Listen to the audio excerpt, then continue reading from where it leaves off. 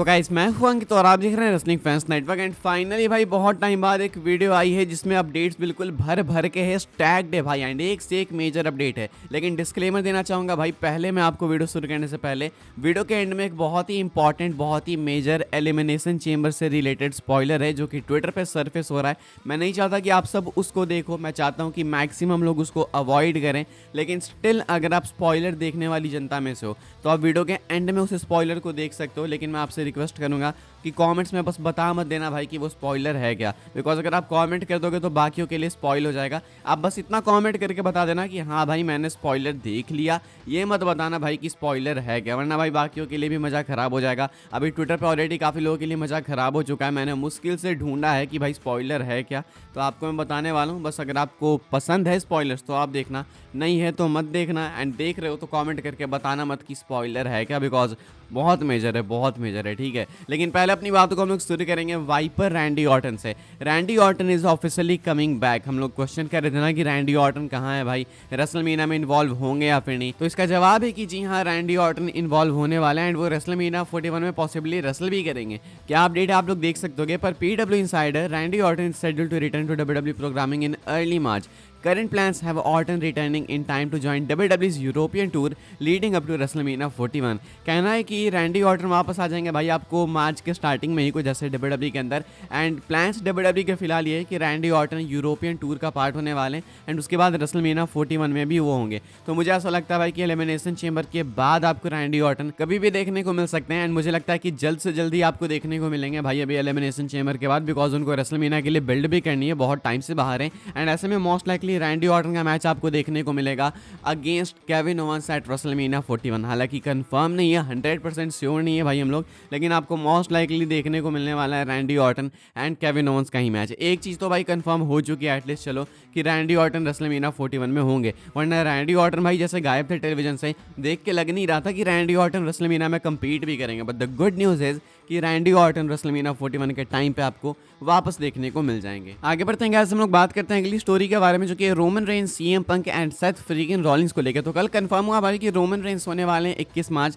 And 28 मार्च के SmackDown के episodes में। वहाँ पे सीएम पंक भी होने वाले हैं, कोडी रोड्स भी होने वाले हैं। वहाँ पे बस अगर तलाश थी किसी की तो भाई वो थी सेथ फ्रीकिन रॉलिंस की। रोमन के ट्वीट से आइडिया लग गया था जब उन्होंने बोला रिसीप्ट्स आर कमिंग, तो पता चल गया भाई वो बदला लेने आने वाले हैं सेथ रॉलिंस से। अब ऐसे में भाई सेथ रॉलिंस को भी होना पड़ेगा इन एपिसोड्स में, तो इसका आंसर है यस। सेथ रॉलिंस को भाई WWE ने ऑफिशियली एडवर्टाइज कर दिया है 21 मार्च के स्मैकडाउन के एपिसोड के लिए। यहाँ पे रोमन, पंक, रॉलिंस तीनों होने वाले हैं। Roman Reigns, Seth Rollins and CM Punk, all 3 mega stars are currently advertised for the March 21 episode of SmackDown in Bologna, Italy. तो यानी कि ये तीनों अगर सेम स्मैकडाउन के एपिसोड में, तो काफी ऑब्वियस नहीं है कि ये तीनों भाई रेसलमेनिया में compete करेंगे अगेंस्ट ईच अदर। स्टार्टिंग में ये अपडेट निकल के सामने आई थी कि रोमन, पंक, रॉलिंस, ये इनका ट्रिपल थ्रेट जो है भाई वो प्लान है फॉर रेसलमेनिया 41। एंड फिलहाल WWE जिस तरीके से इनको एडवर्टाइज कर रही है सेम शो में, वो देख के लगता है भाई कि यही तीनों आपको आपस में फ्यूड करते हुए दिखेंगे फॉर रेसलमेनिया 41। रॉलिंस ने अटैक किया था रोमन पे जिस तरीके से एलिमिनेट होने के बाद रॉयल रंबल में, वो देख के आइडिया लग गया था कि भाई ये अटैक ऐसे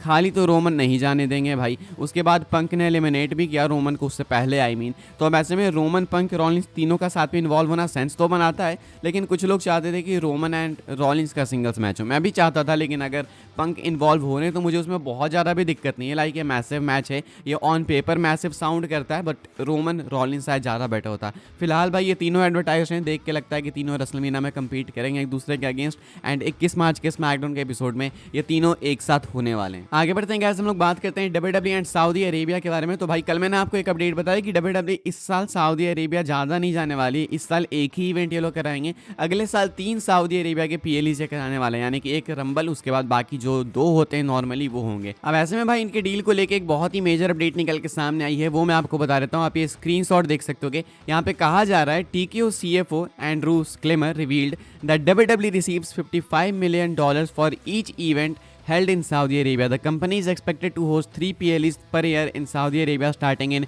2026, totaling $165 million annually. इतने पैसे भाई कि मुंह से निकलता भी नहीं है भाई, इतने पैसे भी होते हैं क्या, रे बाप रे बाप। अब ऐसे में भाई $165 मिलियन इनको एक साल के मिलने वाले हैं सऊदी अरेबिया से, बिकॉज आने वाले टाइम में ये साल के 3 PLEs कराने वाले हैं सऊदी से। पहले भाई इनको $50 मिलियन मिलते थे, अब इस डील को भाई इन्होंने थोड़ा सा ऐसे इंक्रीज करके 50 से $55 मिलियन का कर दिया है। 55 $55 मिलियन, तुम समझ रहे हो भाई, $5 मिलियन इन्होंने बढ़ा दिया एंड साल में 3 पीएल यानी कि $15 मिलियन एक्स्ट्रा।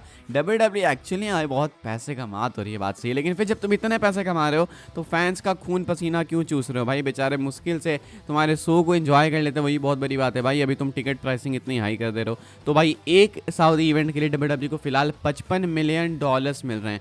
देख लो भाई क्या बिजनेस है। आगे बढ़ते हैं गाइस, हम लोग बात करते हैं अगली स्टोरी के बारे में, जो कि है एलिमिनेशन चेंबर के टिकट सेल्स से रिलेटेड एंड कितने टिकट्स बिक चुके हैं वो मैं आपको बता देता हूँ भाई। करेंटली अवेलेबल है 1728 टिकट्स। करेंट सेटअप कैपेसिटी है 33,287 की। हो चुके हैं डिस्ट्रीब्यूट 31,000, अरे तोतला हो गया, 31,559। पिछले 3 दिनों में भाई WWE वालों ने 742 टिकट्स बेचे हैं। अवेलेबल टिकट 1728 हैं, यानी कि WWE वाले अभी आने वाले कुछ दिनों में ये टिकट्स बेच सकते हैं, स्कोप है, लेकिन थोड़ा सा मुश्किल दिख रहा है। एक्चुअली में रॉक एडवर्टाइज हैं, CM पंक वगैरह सब है, तो ये टिकट्स बिक जाने चाहिए, जॉन सीना भी हैं, लेकिन दिक्कतें दिख रही है भाई। लाइक 1728 टिकट्स थोड़ा एक मुश्किल नंबर है, लेकिन अगर ये सोल्ड आउट इवेंट नहीं भी जाएगा तो भी हमें मालूम ही है, WWE को हम लोग जानते ही हैं भाई, WWE आराम से सोल्ड आउट घोषित कर देगी। एंड अगर आपको भाई मेरी आवाज़ में कोई दिक्कत लगे, आवाज़ में नहीं मतलब मेरे बोलने के तरीके में, कि ये वर्ड ऐसा क्यों बोल रहा है, वो वर्ड वैसा क्यों बोल रहा है, तो बस समझ जाना भाई कि या तो मैं अभी जस्ट उठाऊं सो के, यानी तो समझ जाना कि मैं सोया ही नहीं हूँ। इन्हीं 2 चीज़ों में से एक चीज़ होती है भाई, तो मेरी आवाज़ गड़बड़ होती है, वरना ऐसे दोपहर या शाम का टाइम होता है तब तो तुमको मालूम है लता मंगेशकर से कम थोड़ी हम। आगे बढ़ते हैं गाइस, बात करते हैं अगली स्टोरी के बारे में, जो कि अपनी आखिरी स्टोरी है एंड ये है भाई वो मेजर एलिमिनेशन चेंबर का स्पॉइलर, जो कि मैं चाहता हूँ कि आप सब स्पॉइल करो। अगर शायद एक हफ्ता बाकी रहता है एलिमिनेशन चेंबर को तो मैं आपको बोलता कि आप मत अवॉइड करो, लेकिन अब भाई कुछ ही घंटे बाकी है एलिमिनेशन चेंबर को, तो मैं चाहूँगा कि आप अवॉइड करो। लेकिन स्टिल अगर आप सुन रहे हो तो ठीक है, कमेंट्स में बाकियों के लिए स्पॉइल मत करना, बस बता देना कि हाँ मैंने स्पॉइलर देखा है।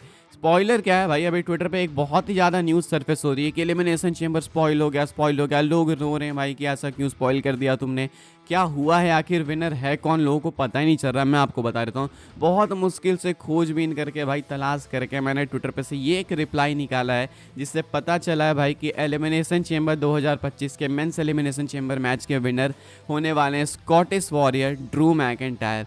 ये ट्वीट देख सकते हो कि भाई आप लोग यहाँ पे ये बंदा एक्चुअली में रो रहा है भाई कि ये क्यों जीतेगा, लेकिन एक्चुअली में इसने फोटो भी पोस्ट कर दी है साथ में स्पॉइल करने के लिए। यहाँ पे आप देख सकते हो कि doctor Chris Featherstone has learned that the current plans are for Drew McIntyre to win the Elimination Chamber match, यानी कि मैकिंटायर जीतने वाले हैं एलिमिनेशन चेंबर 2025 के मेंस एलिमिनेशन चेंबर मैच को। So now things are actually very interesting और may be not so interesting, because लोगों को लग रहा था पंक जीतेंगे या नहीं तो सीना जीतेंगे। ड्रू मैकिंटायर यहाँ पे फिलहाल जीतते हुए देखने को मिल रहे हैं, तो क्या इसका मतलब है कि कोडी अपनी सोल सेल नहीं करेंगे, एक्चुअली में ड्रू मैकिंटायर सेल कर देंगे एंड उसके बाद रॉक हेल्प कर देंगे क्या? लेकिन तुमको लगता है कि एक्चुअली में रेसलमेनिया में मैकिंटायर कोडी को बीट कर पाएंगे टाइटल के लिए? आई डोंट थिंक सो भाई, पता नहीं है रेसलमेनिया कैसे बिल्ड हो रही है, no offence to Drew McIntyre, but I don't think कि ड्रू मैकिंटायर का यहाँ पे जीतना एक सही डिसीजन है। मैकिंटायर में भी वेट कर सकते हैं, पिछले साल भी मैकिंटायर वर्ल्ड टाइटल मैच में थे, यहाँ पे मैकिंटायर का होना बनता नहीं है, टू बी वेरी ऑनेस्ट। ये सीना का टाइम है यानी तो CM पंक का, लेकिन मुझे कोई दिक्कत नहीं है भाई। मैंने एक्सेप्ट कर लिया कि अगर जे उसको जीत सकते हैं तो मैकिंटायर क्यों नहीं जीत सकते हैं? आप लोग कमेंट करके बताना अपने थॉट्स, नहीं मत बताना भाई स्पॉइल हो जाएगा, फिर कुछ मत बताना तुम कमेंट करके, बस इतना बताना कि तुमने स्पॉइलर देखा या फिर नहीं देखा। हो सकता है कि प्लान्स चेंज हो जाए, बिकॉज ट्विटर पे आउटरेज बहुत भयंकर है, हो सकता है बदलाव आ जाए, तो इट्स बेटर कि अपने मुंह को बंद ही रखते हैं हम लोग जिनको स्पॉइलर पता है, ठीक है। बाकी लाइक शेयर सब्सक्राइब कर देना, ऐसे ही WWE की न्यूज़ वगैरह सबसे पहले पाने के लिए फॉलो कर सकते हैं आप लोग मुझे इंस्टाग्राम एंड ट्विटर पर, लिंक आपको मिल जाएगी डिस्क्रिप्शन में। ज्वाइन कर सकते हो व्हाट्सएप चैनल को, उसकी भी लिंक है डिस्क्रिप्शन में। मिलेंगे मैं आपसे अगले वीडियो में, तब तक के लिए good bye, thanks for watching.